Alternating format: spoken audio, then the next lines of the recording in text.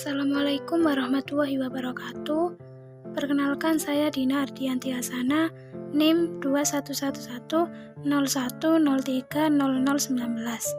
Di sini saya akan menjelaskan mengenai general review yang pertama, yakni ruang lingkup filsafat.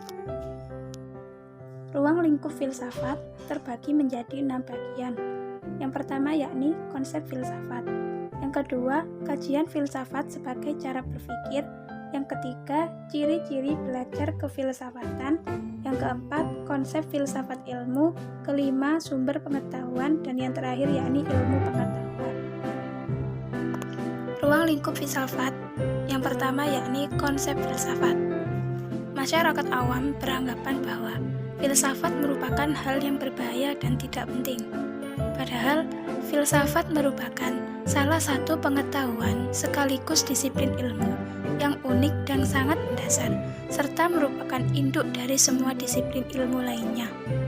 Bahkan, setiap kita adalah orang-orang yang berfilsafat di setiap detik hidup kita ketika kita berpikir dan mengajukan pertanyaan-pertanyaan. Filsafat bukanlah sesuatu yang dapat merusak keyakinan dan nilai-nilainya. Akan tetapi, cara yang tidak benar dalam berfilsafatlah yang dapat merusak keyakinan serta nilai-nilainya tersebut. Filsafat tidak bertujuan untuk mencari salah dan benar, tetapi filsafat bertujuan untuk mencari kebenaran tanpa menyalahkan. Filsafat bertujuan untuk memperbaiki hal-hal yang dianggap buruk secara normatif dan manusiawi, dan hasilnya dapat diterima sesuai dengan kesepakatan walaupun sifatnya sementara. Secara etimologis, filsafat berasal dari bahasa Yunani philosophia. Philo berarti cinta dan sophia berarti kebijaksanaan.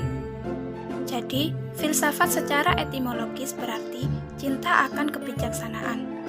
Bijaksana di sini diartikan apabila kita menggunakan akal dan pikiran kita untuk mengalami perubahan sikap. Filsafat merupakan proses berpikir dan bernalar. Menurut Surya Sumantri, berpikir merupakan suatu proses yang membuahkan pengetahuan. Pendapat tersebut menyiratkan bahwa berpikir sebagai alat untuk memperoleh kebenaran ilmu pengetahuan. Dengan begitu, filsafat merupakan sebuah proses berpikir kritis, yaitu usaha secara aktif, sistematis, dan mengikuti prinsip-prinsip logika untuk mengerti dan mengevaluasi suatu informasi dengan tujuan untuk menentukan apakah informasi itu diterima atau ditolak. Begitulah gambaran atau konsep dari filsafat yang merupakan proses berpikir. Lalu, berpikir seperti apa yang digunakan dalam filsafat? Nah, untuk selanjutnya saya akan menjelaskan tentang kajian filsafat sebagai cara berpikir. Filsafat sebagai cara berpikir terbagi menjadi 6 bagian, yakni yang pertama yaitu berpikir menyeluruh. Berpikir menyeluruh artinya memandang objek yang menjadi kajian tidak hanya dari satu sisi saja. Yang kedua yakni berpikir mendasar, yaitu berpikir sampai fondasi dari ilmu yang kita kaji.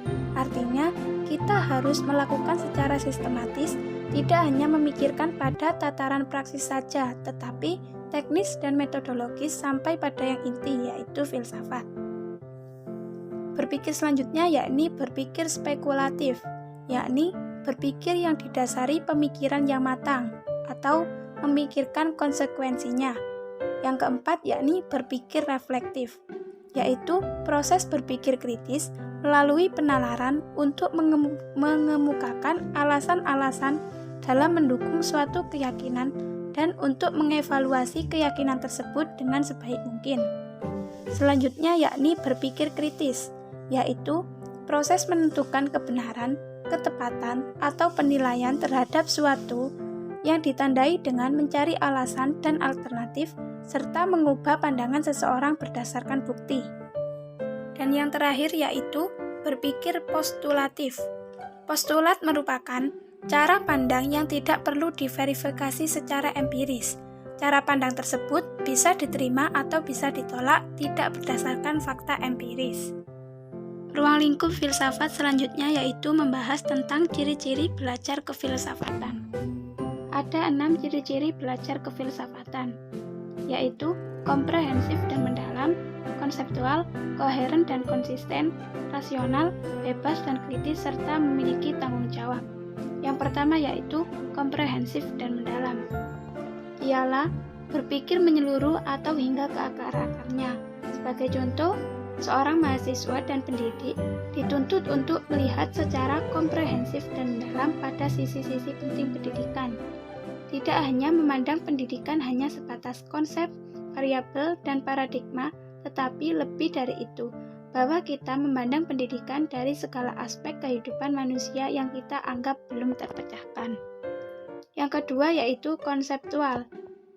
Konseptual ialah kita tidak hanya melihat dan merenungkan sesuatu yang nyata tanpa oleh indera kita, akan tetapi kepada hal-hal yang bersifat metafisik, serta bagaimana cara berpikir kita sampai kepada penemuan kebenaran yang kita cari. Yang ketiga yaitu koheren dan konsisten. Koheren yaitu bersatu dan membentuk keseluruhan atau saling berpaut satu sama lain. Sedangkan konsisten merupakan berlaku dengan cara yang sama dari waktu ke waktu atau tidak berubah-ubah. Ciri selanjutnya yaitu rasional atau sesuai dengan nalar dan logika. Maksudnya, segala sesuatu atau gagasan-gagasan filosofis yang kita ajukan harus saling berhubungan secara logis antara satu dengan yang lainnya. Yang kelima yaitu bebas dan kritis. Maksudnya ialah bebas berarti ketika berpikir kefilsafatan, pikiran kita bebas dari prasangka sosial, budaya, historis, dan agami. Kritis berarti bahwa ketika kita berpikir kefilsafatan, kita tidak berusaha mencari dan menemukan fakta-fakta, akan tetapi kita menerima fakta-fakta tersebut untuk mengujinya lebih lanjut apakah penjelasan fakta tersebut sudah memadai atau belum. Yang terakhir yaitu tanggung jawab. Maksud tanggung jawab ialah hasil pemikiran yang saat ini kita miliki dari perenungan kefilsafatan sebaiknya harus kita pertanggungjawabkan secara bijak, paling tidak bagi diri kita sendiri. Ruang lingkup filsafat selanjutnya yaitu membahas tentang konsep filsafat ilmu. Menurut S. Surya Sumantri, filsafat ilmu merupakan bagian dari epistemologi yang mengkaji hakikat ilmu, di mana di dalamnya membahas ontologi, epistemologi, dan aksiologi. Ontologi berkaitan dengan objek ilmu yang mencakup masalah realitas dan penampakan, serta hubungan antara keduanya dengan manusia. Adapun epistemologi membahas tentang bagaimana proses diperolehnya ilmu, sedangkan aksiologi berkaitan tentang manfaat ilmu, hubungan ilmu dan etika, serta pengaplikasian ilmu dalam kehidupan sehari-hari. Tujuan mempelajari filsafat ilmu ialah agar mampu mendalami unsur-unsur pokok ilmu, sejarah perkembangan ilmu, serta mampu mendorong dosen dan mahasiswa untuk mendalami studi di perguruan tinggi. Selain itu, mampu mendorong para calon ilmuwan untuk bersikap konsisten dalam mendalami ilmu dan mengembangkannya, serta bertujuan untuk mempertegas bahwa dalam persoalan sumber dan tujuan ilmu dan agama tidak ada pertentangan. Ruang lingkup filsafat selanjutnya yaitu sumber pengetahuan. Pengetahuan merupakan bentuk kesadaran manusia yang dipahami dalam bentuk fakta, informasi atau kemampuan yang diperoleh melalui pengalaman dan pendidikan. Adapun sumber pengetahuan sendiri terbagi menjadi 7 bagian. Yang pertama yaitu rasio atau akal. Akal atau pikiran kita merupakan sumber pengetahuan sekaligus menunjukkan bahwa kita dapat berpikir. Yang kedua yakni panca indera. Indera kita tentu bekerja sama dengan pikiran kita untuk meramu informasi yang ditangkap oleh indera menjadi pengetahuan. Yang ketiga yakni perasaan. Perasaan kita adalah salah satu fungsi aktivitas dari jiwa kita, di mana jiwa kita tersusun dari pikiran, emosi, dan tekad. Perasaan tersebut cenderung berubah-ubah sesuai dengan apa yang kita alami. Sehingga dengan demikian perasaan kita tetap menjadi sumber pengetahuan bagi kita sepanjang hayat. Selanjutnya yaitu intuisi. Intuisi ialah kemampuan kita untuk segera memahami sesuatu tanpa harus melibatkan proses penalaran. Yang selanjutnya yaitu wahyu. Wahyu atau pengetahuan ilahi yang kita terima dari Tuhan, baik melalui perantaraan maupun tidak. Pengetahuan wahyu yang kita terima melalui perantara biasanya melalui para nabi, rasul-rasul, mimpi, dan sejenisnya. Sedangkan pengetahuan wahyu yang kita terima tanpa melalui perantaraan biasanya dari pernyataan ilahi yang secara langsung kepada kita secara individu. Selanjutnya yaitu kepercayaan. Kepercayaan atau keyakinan dapat menjadi sumber pengetahuan kita, karena dengan kepercayaan dan keyakinan itu pengetahuan akan mudah didapatkan. Dan selanjutnya yaitu otoritas. Otoritas merupakan kekuasaan atau wewenang untuk membuat keputusan, menegakkan kepatuhan, dan memberi perintah. Ruang lingkup filsafat yang terakhir yaitu ilmu pengetahuan.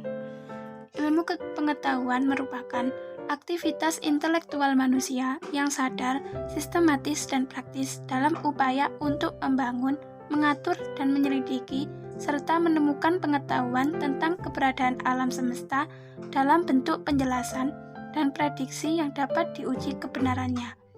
Ilmu pengetahuan memiliki kebenaran ilmiah yang sifatnya verifikatif, artinya bahwa kebenaran-kebenaran yang diajukannya harus dapat diuji kembali. Ilmu pengetahuan itu sendiri mengacu pada pengetahuan yang sifatnya ilmiah dan memiliki pikiran dasar serta memiliki tubuh yang sifatnya teoretis. Pengetahuan berperan dalam mengkonstruksi postulat-postulat, sedangkan ilmu berperan dalam mengembangkan pengetahuan menjadi lebih modern dalam berbagai nilai, seperti nilai teori, nilai sosial, nilai ekonomi, nilai kuasa, dan nilai agama. Sehingga peranan kedua tersebut menjadi asosiasi-asosiasi informasi bagi kita dalam membangun persepsi tentang dunia. Sekian penjelasan saya, kurang lebihnya mohon maaf. Terima kasih. Wassalamualaikum warahmatullahi wabarakatuh.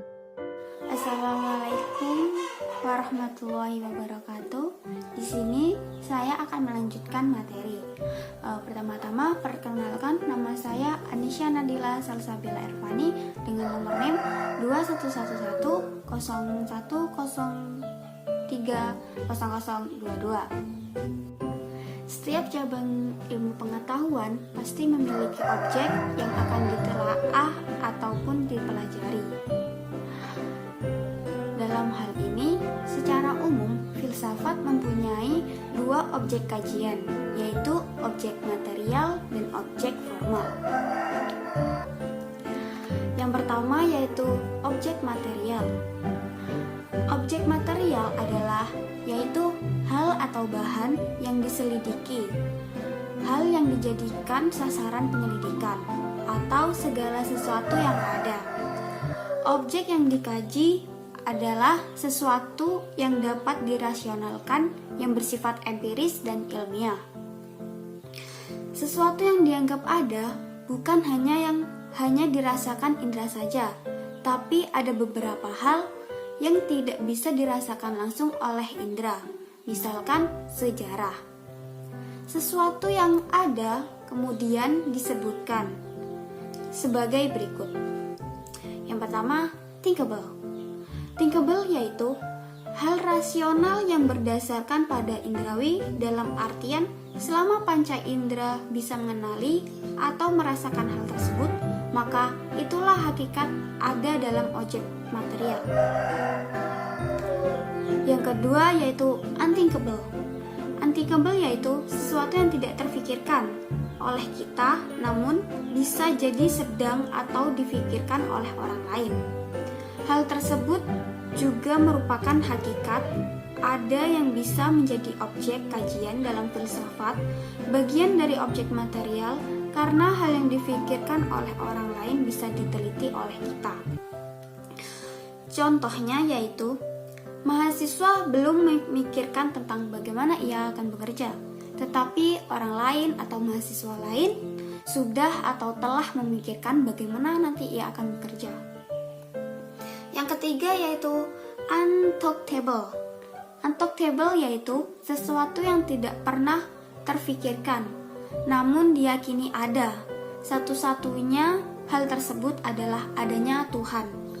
Tuhan diyakini ada, namun pemikiran kita tidak akan sampai pada esensi pertanyaan-pertanyaan tentang adanya Tuhan. Pada akhirnya, apapun tentang Tuhan tidak bisa dipikirkan oleh akal. Dengan 3 hal tersebut, orang Islam menyatakan bahwa semua hal bisa dikaji dengan filsafat. Objek yang kedua yaitu objek formal. Objek formal adalah metode untuk memahami objek material tersebut. Hal yang dijadikan dalam objek formal merupakan objek material yang dikaji secara lebih khusus.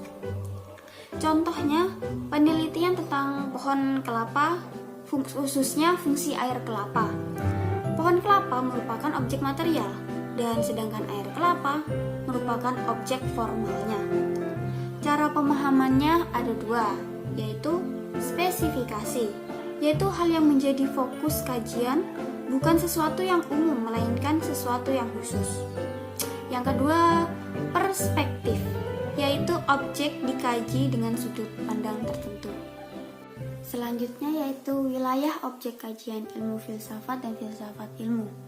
Kebanyakan orang menganggap bahwa ilmu filsafat dan filsafat ilmu adalah sama, padahal keduanya berbeda berdasarkan objek kajiannya.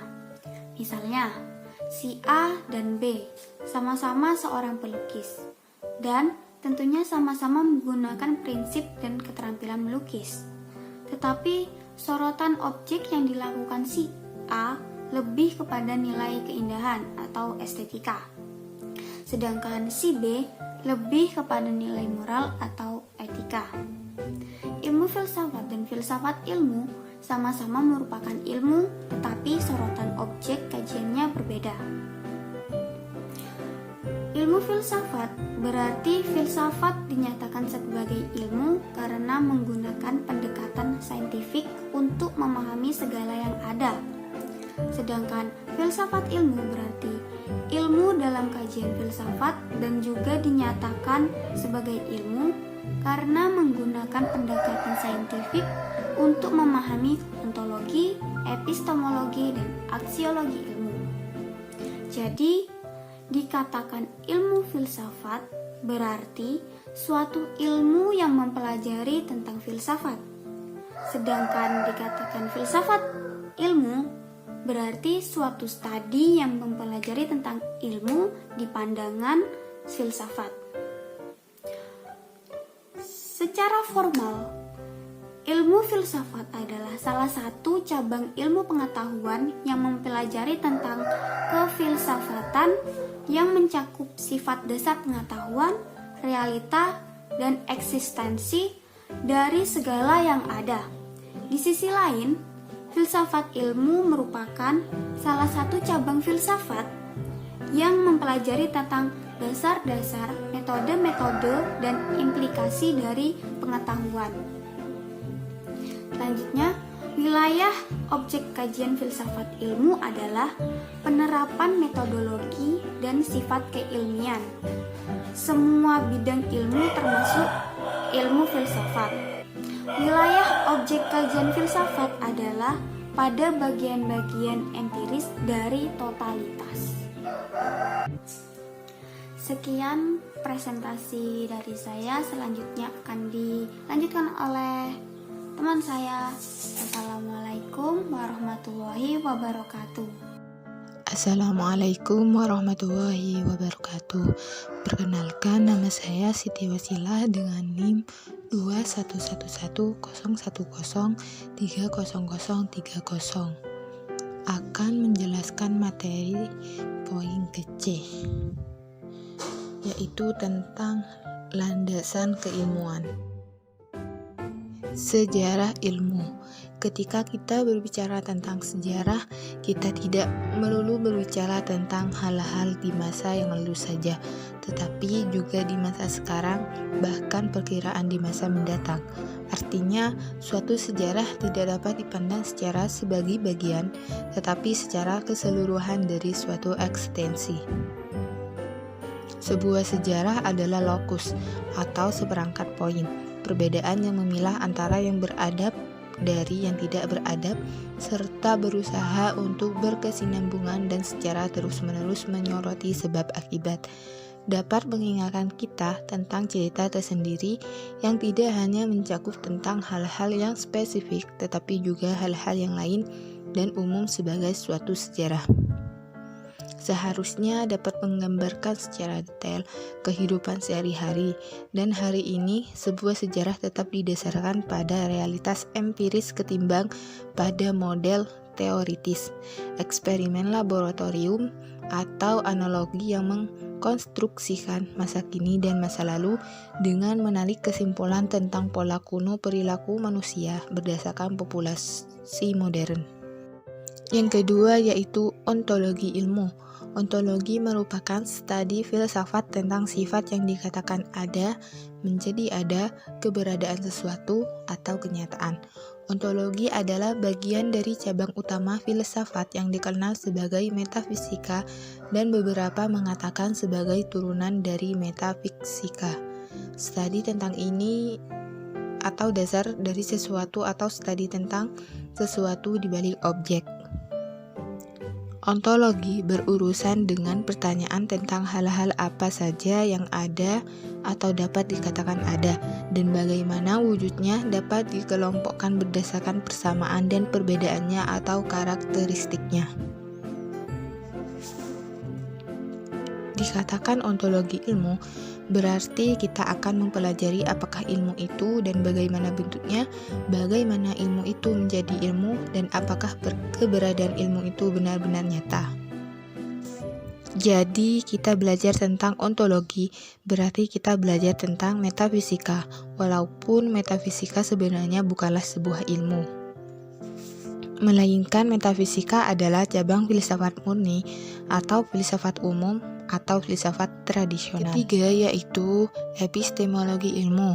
Epistemologi berasal dari bahasa Yunani yaitu episteme yang berarti pengetahuan dan logos yang berarti ilmu. Jadi epistemologi adalah ilmu yang khusus mempelajari tentang pengetahuan atau ilmu itu sendiri, khususnya yang berkaitan dengan metodenya, validitasnya, dan ruang lingkupnya. Epistemologi adalah penyelidikan tentang apa yang membedakan antara suatu keyakinan yang dibenarkan dan suatu pendapat yang dibenarkan. Epistemologi juga merupakan evaluasi keyakinan dan tindakan kognitif lainnya. Dan yang keempat yaitu aksiologi ilmu. Jika ontologi fokus pada eksistensi atau kebenaran, ilmu atau usaha untuk mengetahui apa di balik sesuatu yang dianggap ada, epistemologi fokus pada asal-usul ilmu pengetahuan dan tingkat keberadaan ilmiahnya, maka aksiologi berfokus pada nilai, yaitu etika dan estetika penerapan ilmu pengetahuan dalam dunia nyata. Aksiologi berasal dari bahasa Yunani, yaitu asia yang berarti nilai, dan logia yang berarti wacana, lisan, ilmu. Jadi, aksiologi adalah studi filosofis tentang nilai. Nilai ini mengacu pada istilah kolektif untuk etika dan estetika. Aksiologi juga mengacu pada bidang filsafat yang sangat bergantung pada gagasan nilai atau teori nilai, etika dan estetika. Aksiologi juga diartikan sebagai cabang filsafat praktis yang mempelajari sifat nilai. Etika mengacu pada prinsip-prinsip moral yang mengatur perilaku seseorang, sedangkan estetika mengacu pada rasa keindahan yang juga bisa dikaitkan dengan seni. Namun demikian, para ahli aksiologi lebih mencermati sebuah nilai secara umum ketimbang nilai-nilai moral. Sekian dari saya. Wassalamualaikum warahmatullahi wabarakatuh. Assalamualaikum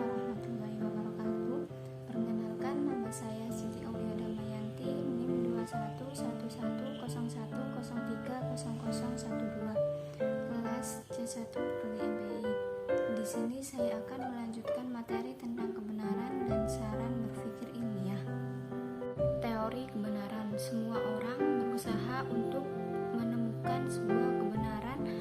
Sudah banyak cara untuk bisa menemukan sebuah kebenaran tersebut. Salah satunya dengan menggunakan rasio, yaitu seperti para rasionalis, dan dengan menggunakan pengalaman-pengalaman empiris, yang mana pengalaman ini diperoleh manusia untuk bisa membuahkan sebuah prinsip yang bisa melampaui penalaran rasional, yang mana kejadian itu sudah berlaku di alam yang dapat dipahami. Dalam filsafat ilmu, sebuah pandangan tentang sesuatu kebenaran yang sangat penting dari sudut pandang filosofis dan teoris kritis. Beberapa teori tentang kebenaran dalam filsafat ilmu, yaitu diantaranya 1. Teori korespondensi, 2. Teori koherensi, 3. Teori pragmatis, 4. Teori performatis, 5. Teori konsensui, 6. Teori kebenaran sistersis, 7. Teori kebenaran sistematis, 8. Teori kebenaran non-deskripsi, 9. Teori kebenaran logik, 10. Agama sebagai teori kebenaran. Saran berpikir memiliki cara pandang sendiri-sendiri.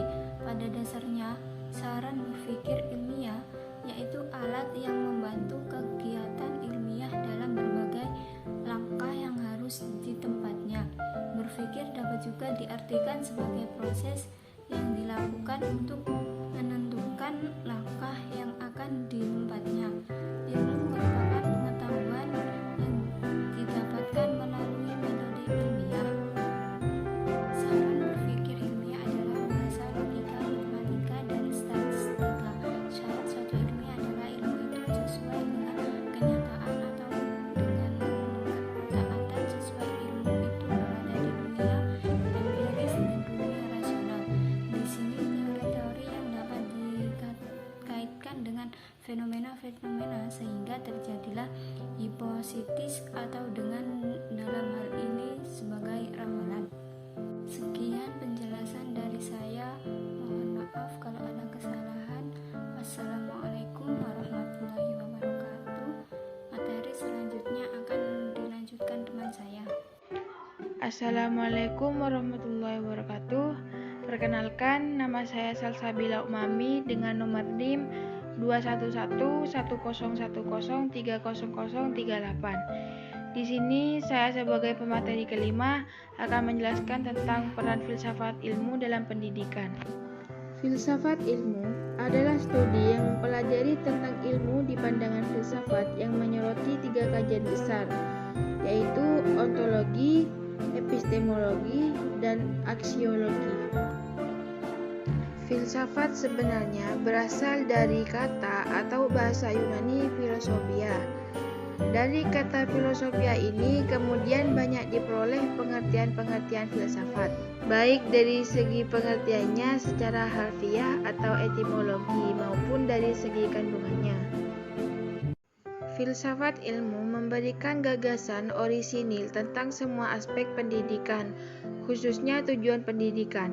Dikatakan bahwa filsafat ilmu memberikan pandangan yang berbeda, maupun situasi ini tidak berbahaya, melainkan membantu dan memberikan pendidikan sesuai kebutuhan masyarakat. Dalam ilmu pengetahuan, filsafat mempunyai kedudukan sentral, asal atau pokok, karena filsafatlah yang mula-mula merupakan satu-satunya usaha manusia di bidang kerohanian untuk mencapai kebenaran atau akan melepaskan diri dari filsafat. Akan tetapi, tidaklah berarti ilmu itu sama sekali tidak membutuhkan bantuan dari filsafat. Plato mengatakan bahwa filsafat tidaklah lain daripada pengetahuan tentang segala yang ada. Aristoteles berpendapat bahwa kewajiban filsafat ialah menyelidiki sebab dan asas segala benda. Kant mengatakan bahwa filsafat adalah pokok dan pangkal segala pengetahuan dan pekerjaan. Dan yang terakhir Fichte menyebut filsafat sebagai ilmu dari ilmu-ilmu, yakni ilmu yang umum yang menjadi dasar segala ilmu. Berikut adalah beberapa kegunaan dari mempelajari dan memahami filsafat ilmu. Yang pertama, menjembatani antara filsafat dan ilmu. Dan yang kedua, menjamin mutu keilmiahan. Yang ketiga, membantu menjawab pertanyaan ilmu yang kompleks. Dan yang keempat, melatih pikiran kritis, logis, rasional, dan sistematis. Yang kelima, menyeimbangi pikiran ilmiah dengan etika dan estetika atau seni. Dan yang terakhir, mengembangkan pengetahuan, ilmu, dan seni teknologi. Mungkin hanya itu yang bisa saya jelaskan pada materi kali ini. Kurang lebihnya saya mohon maaf. Akhirul kalam. Wassalamualaikum warahmatullahi wabarakatuh. Assalamualaikum warahmatullahi wabarakatuh. Perkenalkan, nama saya Nafiratul Hasana dengan nomor NIM 2111010300027. Nah, saya akan melanjutkan materi selanjutnya, yaitu tentang isu-isu kontemporer dalam pendidikan nasional. Yang pertama, pilar-pilar pendidikan nasional. Pilar secara literal mengacu pada makna tiang penguat, dasar yang pokok, sedangkan asas mengacu pada makna dasar tumpuan berpikir dan berpendapat, pondasi, cita-cita, hukum dasar, menurut KBBI 2018. Dari makna literal ini, kita dapat mengatakan bahwa baik pilar maupun asas sama-sama bermakna dasar, tetapi dalam fungsinya. Pilar dimaknai sebagai penopang atau penyangga, sedangkan asas dimaknai sebagai pondasi. Jadi, jika kita urutkan, maka yang pertama adalah asas, lalu kemudian pilar. Asas merupakan pondasi atau dudukan pikiran dan pendapat bagi pendidikan, sedangkan pilar merupakan penopang atau penyangga pembangunan pendidikan dan pengikat sistem pendidikan. Asas dan pilar pendidikan merupakan satu kesatuan yang tidak dapat terpisahkan dalam sistem pendidikan. Asas-asas pendidikan ada 3. Yang pertama, asas peran. Asas peran mengacu pada prinsip dasar bagi pendidik dalam melakukan proses pembelajaran, yaitu Tutwuri Handayani yang digagas oleh Ki Hajar Dewantoro, ing ngarsa Sungtulodo, ing madya Mangunkarso yang digagas oleh RMP Sastrokartono. Yang kedua, asas belajar.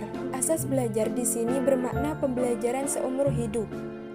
Asas ini menekankan prinsip bahwa pelajar itu tiada henti hingga akhir hayat. Belajar tidak hanya berarti menempuh pendidikan formal, tetapi belajar itu mengacu pada arti kapanpun dan dimanapun kita tetap menerapkan prinsip belajar. Pembelajaran seumur hidup juga berarti bahwa kita senantiasa mencermati masalah-masalah hidup, memahaminya, dan berkontribusi dalam memberi solusi bagi pengembangan pendidikan, sebab belajar adalah bagian dari proses pendidikan. Yang ketiga, asas otonomi. Asas otonomi mengacu pada prinsip kemandirian secara individu maupun kelompok. Prinsip kemandirian adalah prinsip dari tujuan pendidikan. Mandiri berarti tidak selalu bergantung pada orang lain dan percaya pada diri sendiri bahwa dia mampu, paham, dan terampil melakukan sesuatu. Mandiri berarti bebas dari kontrol atau pengaruh luar sehingga dia dapat memiliki kapasitas untuk membuat keputusan secara independen dari figur otoritas. Di sini juga ada pilar-pilar pendidikan. Yang pertama, learning to know, yang artinya belajar untuk mengetahui. Untuk mengetahui sesuatu, maka kita perlu belajar untuk menggabungkan pendidikan umum kita yang luas dengan cangkupan mendalam dari subjek yang kita pilih sebagai landasan untuk belajar separuh luar sehingga dia dapat memiliki kapasitas untuk membuat keputusan secara independen dari figur otoritas. Di sini juga ada pilar-pilar pendidikan. Yang pertama, learning to know, yang artinya belajar untuk mengetahui. Untuk mengetahui sesuatu, maka kita perlu belajar untuk menggabungkan pendidikan umum kita yang luas dengan cangkupan mendalam dari subjek yang kita pilih sebagai landasan untuk belajar sepanjang hidup. Yang kedua, learning to do, belajar untuk berbuat atau berkarya. Pilar ini memberikan penjelasan bahwa kita seharusnya belajar untuk berbuat atau bertindak atau berkarya dalam segala situasi dan kondisi. Selanjutnya, learning to live together, belajar untuk hidup bersama. Pilar ini mengajarkan kita prinsip untuk senantiasa dapat hidup bersama, hidup berdampingan dengan orang lain dan komunitas lain tanpa adanya perselisihan yang berarti. Yang terakhir, learning to be, belajar untuk menjadi diri sendiri. Pilar ini menopang kita dalam mengembangkan kepribadian kita, dalam menerapkan penilaian yang independen dan mengambil tanggung jawab pribadi untuk tujuan bersama. Selanjutnya, sudut pandang filosofis tentang pilar-pilar pendidikan nasional. Sehubungan dengan pendidikan, tentu kita memahami bahwa setiap masa pasti memiliki masalah-masalah pendidikan. Dan oleh karenanya, maka tugas filsafat untuk menjadi mata yang tajam dan pikiran yang bijak bagi masalah-masalah pendidikan. Pilar-pilar pendidikan tersebut menunjukkan mata yang tajam dan pikiran yang bijak bagi masalah pendidikan, yaitu bahwa pendidikan sebaiknya dianggap sebagai pembelajaran sepanjang hayat. Tantangan bagi pendidikan di masa mendatang boleh jadi berorientasi pada masalah pilihan antara apakah kita masih memerlukan jenis pendidikan formal atau tidak lagi. Apakah pendidikan harus ditempuh secara individu saja atau kolektif saja? Apakah pendidikan harus diperjuangkan ataukah perlu berhenti pada batas-batas tertentu? Jawabannya tentu ada pada kita secara individu dan kita semua secara kolektif. Tantangan lain juga seperti yang diidentifikasi oleh UNESCO, seperti persoalan global dan lokal, universal dan individual, tradisional dan modernitas, pertimbangan jangka panjang dan jangka pendek, persaingan dan persamaan kesempatan, perluasan pengetahuan dan kemampuan manusia untuk berasimilasi, serta persoalan spiritual dan material. Kompleksitas semacam ini hanya dapat kita tinjau dari sudut teoritis, filosofis, perpaduan antara teori-teori ilmiah dan empiris serta gagasan-gagasan filosofis. Cukup sekian dari saya. Wassalamualaikum warahmatullahi wabarakatuh.